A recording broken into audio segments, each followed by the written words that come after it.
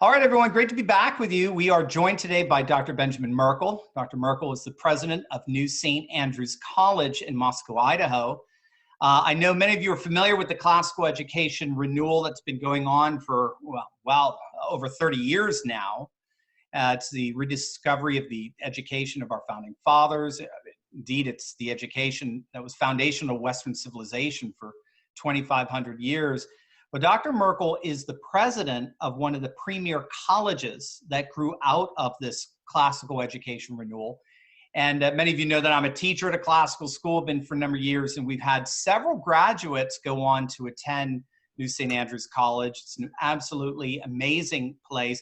But recently, Dr. Merkel was on the Beck program to discuss about a new video that New St. Andrews put out that's pushing back, very effectively pushing back against woke culture, which should give all of you a lot of hope that there is extraordinary conservative renewals going on throughout our educational institutions, but particularly at NSA.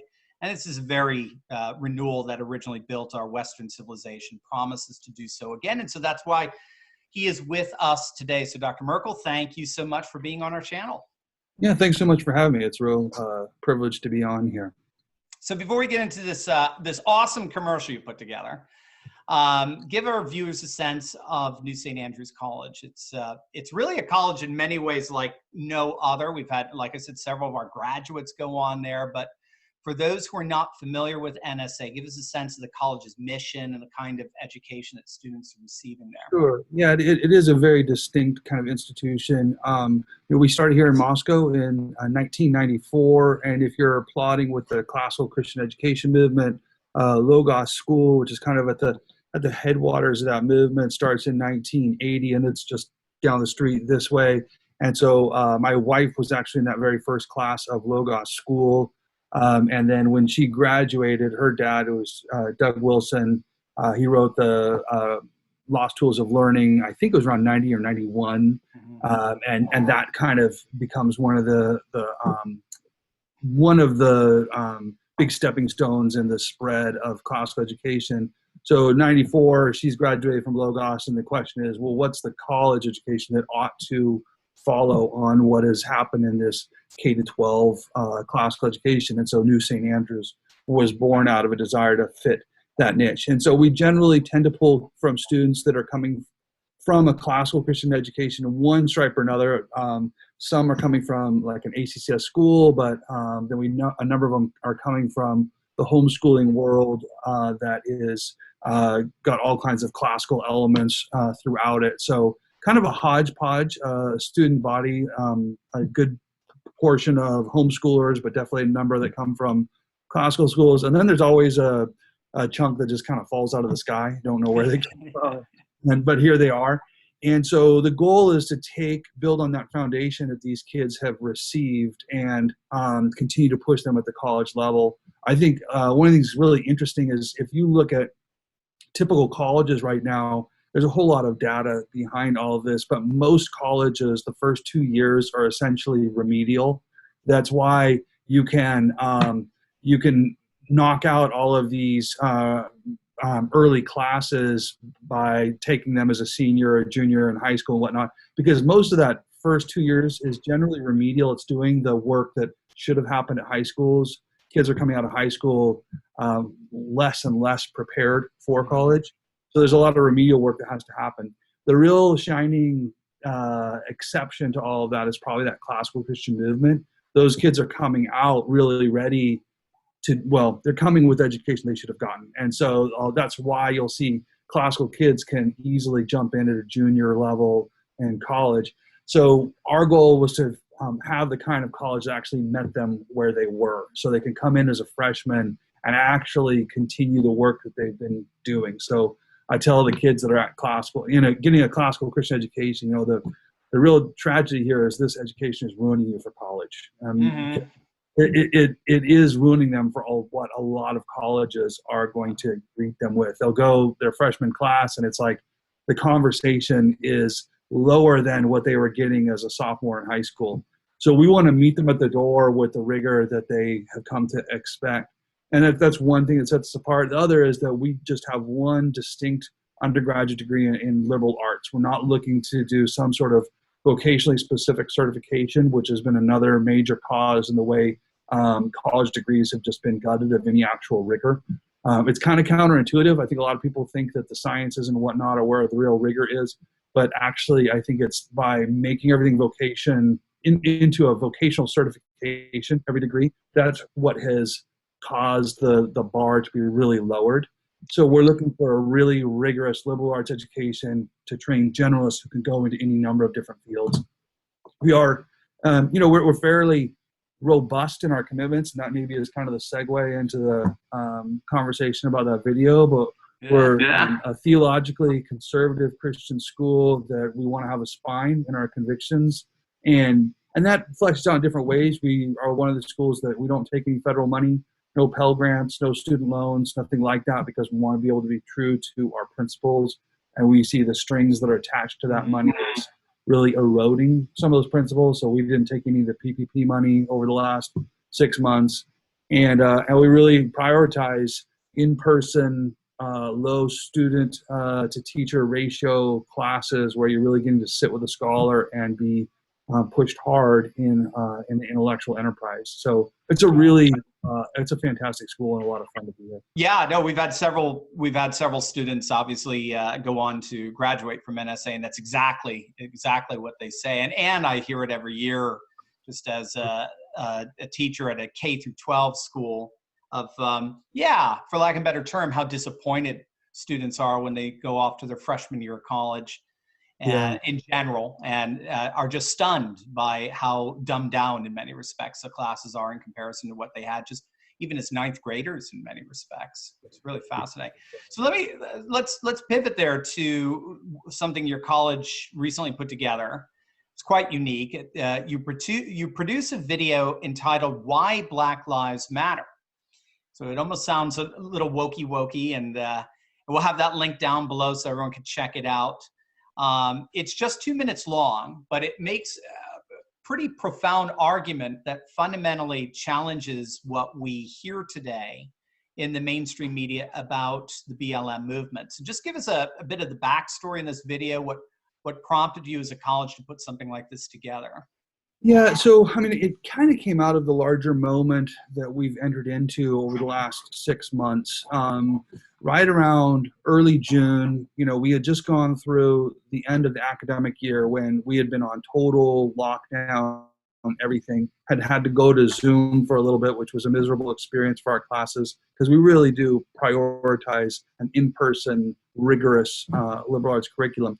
And what I noticed as we entered into the summer months was just the way that the coronavirus was becoming this strange excuse for everybody to just cancel everything. This weird kind of and it was just really fun. I can't remember what it was, but you would start seeing things that like you could just get out of anything you wanted and just say, well, because of coronavirus. And everybody oh yeah, and if you think about it for a second, it's like that had actually there was no reason this needed to be canceled. There was no connection, but it just became this blanket excuse. And I noticed this just kind of malaise that we were all slipping into. And I thought, when you hit moments like that, that's when leadership needs to step forward and actually step forward. And so we started talking internally here about, well, what would it look like for us as a school to actually seize the opportunity for this moment to, instead of look for reasons to cancel, could we use this as a moment to actually step forward? And we started thinking about how a lot of the distinctives of what we are doing at our school, the current moment we're in really actually operates as a really great, sort of backdrop for us to show our distinctives. Yeah. So we started thinking about, well, what would it look like for us to really just put the pedal to the metal and put our distinctives out there and distinguish ourselves from everybody else as much as we could. And I do think things like a tight in-person pedagogy, as we were entering into the coronavirus moment, all of the predictions were that this is going to forever change education, because we're going to realize that you can do online education just as much as you can do in person. And it was just funny because we were like, we had just gone through 2 months of that, and it had been proved as patently not true. Like a really good education is an in-person education. And so, but I do think that about 90% of schools, as they shifted to online, it actually didn't really subtract out much quality from what they're doing. And not because the online platform is so great, it's just that their bar was so low that they lost nothing by putting it online. And so we thought, well, that's one way. We want to really prioritize the fact that we are in person, that we're a robust and rigorous education. And there were other things, not taking the PPP money was a piece of it, but then also thinking critically about your cultural moment and actually speaking into the microphone. I mean, that's really what we're teaching our students to do all day, every day, is to think critically and then stand up and speak persuasively and clearly and not be scared of pushback. So we do like our finals. Your final, if you take a final at the end of a term here, it's usually a one-on-one oral exam with just you and the instructor. And because we want to teach our students to be able to stand and say what they believe and not be scared when somebody pushes back and kind of rips them apart. We want to inculcate that. They all have to defend a thesis. They all have to get up in front regularly at Disputatio and speak to a whole crowd of students. So we were thinking, like, what embodies that? And so we thought, well, let's speak to our cultural moment. And that video is really the culmination of that. I think we probably could have picked any number of different subjects to have tackled. But the BLM one is such a great, decisive point right now in American culture, and it was worth diving into that. Right. And the way it's made its way into sports and just woke culture in general, Hollywood and the like. It's perfect. And you're bringing up critical thinking, and I know that's what a lot of people think about when they think about classical education. I've heard novices come out and say, well, the one thing I understand is it teaches you how to think, But give us a sense of what's different about a classical approach to education. I mean, you're already giving us just huge chunks of it here, but fill in it for us a little bit. What's different about the way NSA is going to approach education? Like, what is education in many respects, right? Yeah. And how does NSA fulfill it as over and against the way our contemporary mind or modernist minds tend to think of education? Yeah. It's funny. I think, I think you just mentioned there one of the most important questions here is just what is education? We have been we do not realize how over the last about 60 years, our definition of what is education has been radically reshaped. If you ask me right now, why do you go to college or why do you go to school? Everybody is going to tell you to a man that it's about getting you a job. Yeah. It's vocational certification. What you don't realize is that when you take that mindset, you turn yourself into a cog in a machine. And that's why things like BLM can just roll right over the top of people, because you believe that your job is to get a job.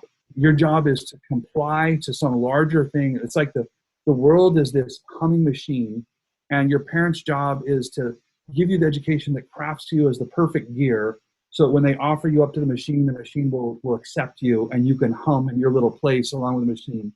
And if they do a bad job and get you a degree like in feminist studies, then they offer you to the machine will shoot you out because that's not an employable skill, and you'll be a barista for life. And that's like every parent's fear, that their child will not be accepted by the machine. That is not what an education is supposed to be for. Education is the cultivation of your soul. And I think ultimately, I have a hard time separating classical from Christian. I think that the two go together. I think ultimately we are, if you've ever read that incredible essay by Pieper about leisure as the basis of culture, he does such a fantastic job of describing how ultimately our job is to be worshipers of God. And that's really what we're trying to raise our children to be. That's what Ephesians 5 commands us. That is Westminster Confession or Catechism, what's the chief end of man? Glorify God and enjoy him forever. Ultimately, we're raising these children and training them to be worshipers of God, but to be worshipers of God with all of their life. Right. And so we're teaching them to think of the world in terms of their service to God. And that's going to include their family, their church, and it's also going to include their job. And what Jesus says is, if you seek the kingdom of God first, all these things are added to you. So the great fear is that if you don't make your education about work, then you won't be able to get a job. Right. But when you make your education about serving God, he tells you, you seek him and all these things are added unto you. And so we are educating a whole man, and what we find is we graduate really highly employable students, not because we created them for one particular certifiable vocation, but we've given them the apparatus to be thinkers and doers and people who want to figure out how I can take this and offer it up to God.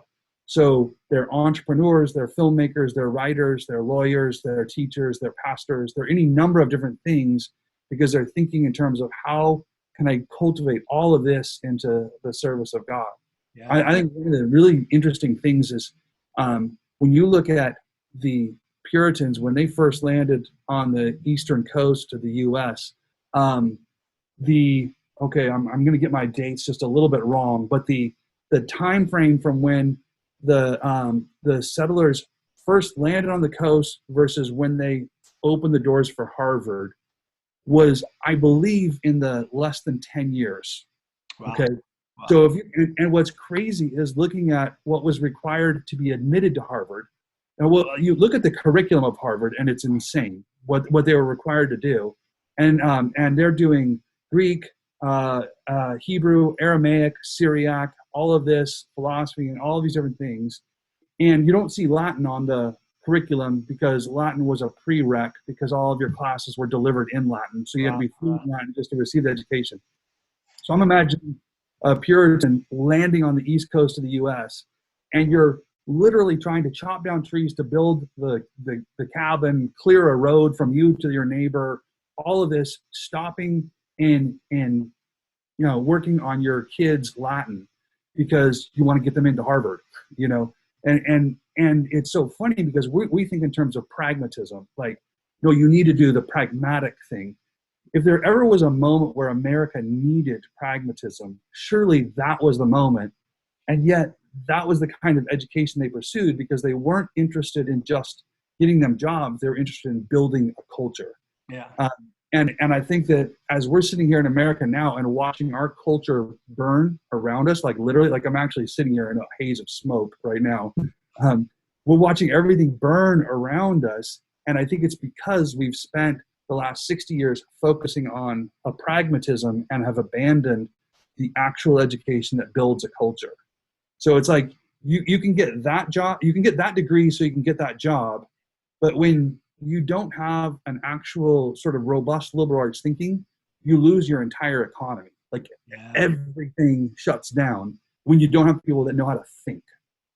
So sorry, there was a number of little rabbit trails. Oh, that's fantastic. You're reminding me of a parent-teacher conference I once had about a troubled student, and I looked at the parent and I said, okay, he's not doing very well academically.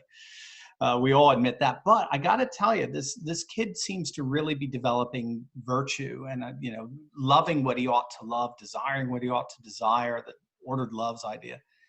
And so that's a really good thing, And I'll never get this parent looked at me and he said, yeah, well, virtue don't get you into college. And I just remember I was so deflated. That's it. I'm going to just stack shelves at Walmart from now on, but at least I'll do it in prayer and contemplation or something akin to that.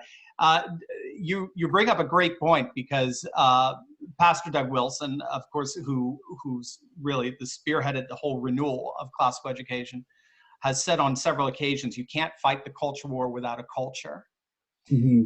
And you already have. I mean, you've given us a sense of this, but I mean, where do you see, how is NSA itself embodying, almost say like in a microcosmic fashion, the kind of culture that we can, as the graduates come out, they can begin to infect, as it were, the wider society with? Well, I mean, one of the things is we cheat a lot here, because NSA is a lot more than just the college. I mean, we're really blessed with a vibrant Christian culture that sort of surrounds the college. And if you ask any of our students, like, what was the most important thing at NSA? Almost universally, they'll say, well, it wasn't just the school, it was what was happening around the school. And so having very robust evangelical churches that are worshiping every Sunday, and then having that worship spill over into all of life. Having the students invited into the homes of faculty members and fellow churchgoers, and seeing what their marriage is like, what their kids are like, and then looking at what it looks like to actually start an industry and serve God with your hands, kind of just embodied all around you, creates this natural flow from the classroom into the rest of life. So I'd say being where we are is a big part of it. But then the other thing is I want, I tell the students that one of the biggest things that we can do to help them live lives that glorify God for the entirety of their life is to teach them delight. Education really has to be an aesthetic enterprise, because delight is what really drives you. Ultimately, you do something because you love it, because it's wonderful.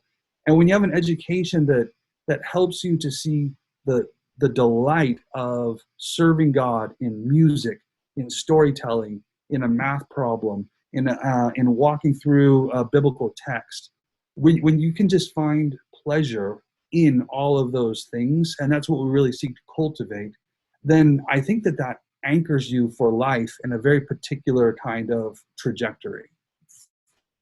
That's beautiful. Yeah, I mean, I'm just thinking just the way you have the fall, and the fall happened. God creates the world. Genesis 1 fills the world with meaning and purpose.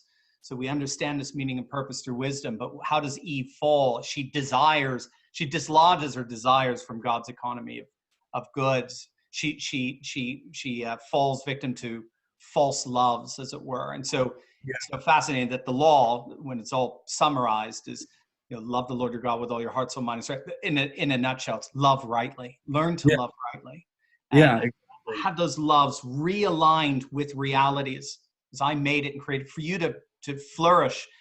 And you mentioned music. Now, I know David Erb would have a stroke if I didn't bring this up, but you have a wonderful music conservatory as well, don't you? Yeah, we do. We started I joke that this is basically our football team, but the idea is, so it's a certificate of music that goes parallel. So we do just offer one undergraduate degree in liberal arts and culture, and we don't want to differentiate that in majors.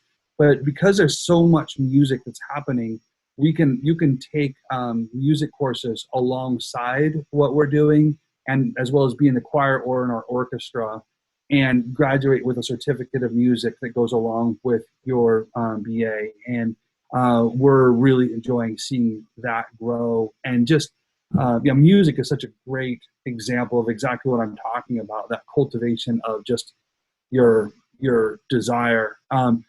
It's funny, there's a economic modeling firm that's right across the street from us that loves to hire up all of our graduates. And it's funny, they're doing economic modeling, and the director of their computer engineering department runs all of their computer engineering, and they've got 300 people, employees over there. And he's a graduate from NSA, never did computer anything. But he said that when he's looking to get somebody who codes, to write code for him, he likes to find a student at NSA who excelled at Latin and music. And he said, because computer coding is just another language, and if you can learn Latin and enjoy it, then I can teach you one more language. But he said music it's just a line of code, but it's a line of code with an aesthetic appreciation. Like if you have an emotional response to a line of code, to a line of music where you see what it's doing and it actually pulls something out of you. He said those are the people who make the best coders, because they actually have their emotion tied up with what they're writing, and he can do amazing things with people that have that built into them. I thought it was a really interesting application of the way music can function. Absolutely. Oh, I love it. Yeah. So it's both the linear thought, but also the beauty that comes out of it. It's not just critical thinking isn't just so you can win arguments per se. Critical thinking is to line up our thinking with a magnificent creation that then gets reproduced in our acts of culture and building and the like. Exactly. Oh, it's beautiful. One thing I really loved about your video was the connection that you made. It always drives me crazy because the mainstream media never makes this connection. We almost talk about a lot of critical thinking, but make this fascinating connection with how can a person be a racist if they are pro-life?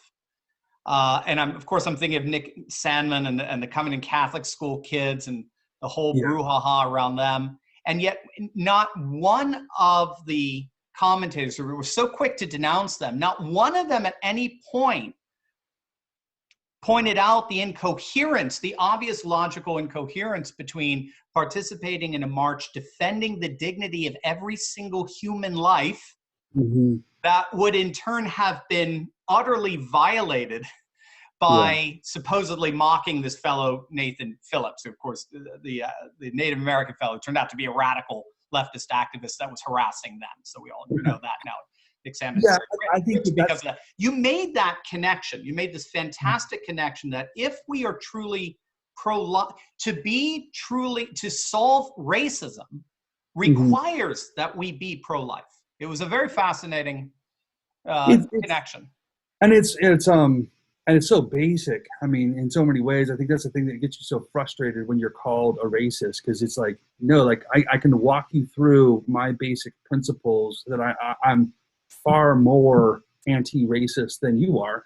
But I think that's, you mentioned the Glenn Beck interview, and that was one of the things I kind of wanted to get in when I talked to him, this the way, when you take classical and Christian and put it together, what you come up with is this understanding of, or not you come up with, it's given to you, there's understanding that there's actually a transcendent authority that we all answer to. There's a transcendent authority that is the natural law that is written on the hearts of every man, and that we have special revelation in God's word, but we know that even our brother down the street who doesn't go to church with us still has God's law written on his heart. And this transcendent authority, critical thinking, then becomes this invitation to figure out how does that consistently apply across the world. But when you remove that transcendent authority, then everything just becomes violence and force. It's whoever can scream louder, and that's what the BLM thing is right now. Is this who can scream louder? And if you have that, what I was describing earlier of this idea that my education is about getting me a job, then I'm just a cog in the machine. So my job is to figure out how to comply with whatever narrative is most loudly being shouted at the moment. And really, college is about learning to comply. And it's sad when we see our kids go off, and then really quickly they're given this great classical Christian education, but you send them to these schools that teach them, no, that's not going to work, because if you want to get this job, you have to be able to sign these statements from the HR department, which means you have to drop that, and they comply. And they lose all of this foundation that was given to them. But if we understand, no, there's a transcendent authority that we all answer to, and it doesn't matter how loud you scream, if you're wrong, you're still wrong. And give them that kind of critical thinking. There's a funny side note, but I mean, we're in this moment right now where all these different laws are being imposed on us, and they're just being willy-nilly. And our students are being trained to figure out, to hear something and then think critically about it and say, does that make sense? And then to speak up. It makes us an awkward citizen at a moment like this. But, well, I'm so proud of the students who can handle themselves so carefully and clearly and politely, but they say what they think, and they can argue coherently and persuasively. But I think that's what's going on in that BLM video is, look, there's a standard over us, and we need to speak the truth at moments like this. Yeah, and right, and a standard that's universal. It's applicable in everything from the moment of conception to the moment of natural death and everywhere in between. It's so interesting, the moral element too, because it seems to me we're living in a time where if you and I violate politically correct norms, violence is a legitimate reaction against us. You know, I like to use the example of Serena Williams at the US Open like last year. And she had a total meltdown on the court. She was verbally violent to the chair umpire and the like. And she went to lose the match, but rather than apologize at the post-game press conference, she actually defended herself by saying she was defending women's rights and equal rights and equal treatment. if they were men playing in the finals, the umpire would never have made that call, and blah, blah, blah. And she got a standing ovation at the end of the, I know sports media is notoriously liberal, but what that really brought home to me was, as long as she could justify her verbal violence by appealing to the violation of politically correct norms, it wasn't only that she could be violent, she ought to be. Violence is the legitimate response to that. Whereas when I talk to NSA grads, and classical students as a whole, they have such a more sacred, or a far more enriched conception of moral obligation and moral imperative that makes behavior like that look so absurd and odd. And I know a lot of people feel like it's absurd and odd, but they don't necessarily know how to express it, other than saying she's just being exhibitionist or just being, whatever. But it seems to be, it fits. You've got to have an alternative moral center to the PC wokeness that is ironically legitimizing violence today, isn't it? Yeah, no, I think that's really true. Yeah, I think that's what makes the video so beautiful, and I think that's what makes NSA so beautiful. Is an extension of that, is just being able to give students a wisdom and a virtue by which to live their lives in whatever they do. That it's to be humane in whatever we do. And again, I think a lot of conservatives miss that. They think, all I need is to vote Republican, or some kind of gimmick just to push back the darkness, when in point of fact, I think that's what Jordan Peterson was trying to say. In the midst of all this insanity, it all goes back to me. Did I get my own life back together again? And that's kind of his own contribution to this. I think the last thing just to wrap it up here is that, we are talking about civic virtue and the importance of civic virtue and culture and the like. So give us just a sense of how NSA is preparing these students to be good citizens in this crazy time in which we're living. Well, that's a really good question. I think defining that, it would be interesting to just break down what would be the elements that go into that. But I think the primary piece that I would want to put forward would be, I think that your ultimate goal has got to be that of the worship of the triune God. And that's really what we're trying to graduate, is students who are going to faithfully give their lives to the worship of God. And that then from that flow, I think the building of a family and the cultivation of a career. And I do think that our students have been given an exceptional advantage in their 4 years here and what that looks like. It's interesting. We track there's an interesting statistic, tracking the divorce rate of our graduates. And after 15 years out, I think we have a less than 2% divorce rate amongst our graduates. Wow. I don't think people realize how opposed to marriages our colleges are. Our colleges are really, I think, just kind of destroying families. And when you have a college that's actually like leaning into the faithful creation of a family, I think that's really a significant blessing to our communities. But then after that, I would say the level of entrepreneurial instinct that comes out of our graduates is actually really interesting. It's really surprising when you walk up and down.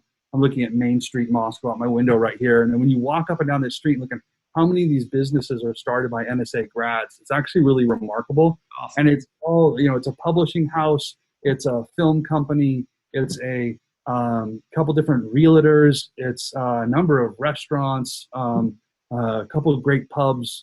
There's all kinds of that sort of just this idea that I'm going to worship God, I'm going to build a family, and then I'm just going to glorify God with what He's put in front of me. It is, in the long run, remarkably faithful and remarkably powerful for transforming culture.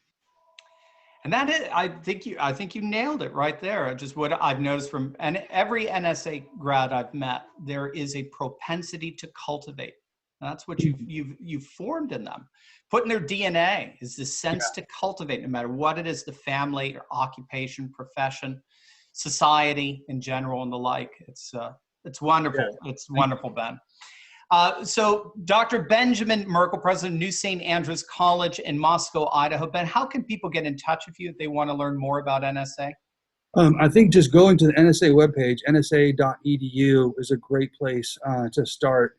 We are, I would say, from a recruitment, and we are, our phone is ringing off the hook, and the applications are really coming in. So if you're interested in enrollment, please get to us as quickly as possible. But yeah, go to the webpage.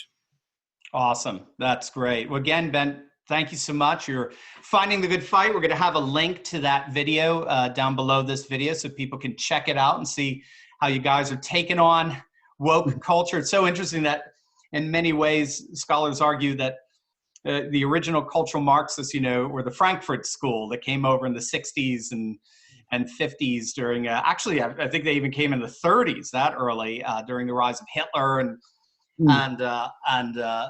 World War II in Europe. And they settled it at the universities. That was sort of that's the cardiovascular system through which, after the GI Bill and all that, people just started going and learning all this stuff. It is so awesome that it's being pushed back in the very same place in the university. So thank you so much for what you're doing. You were very, very appreciated. Thanks very much. Really appreciate it.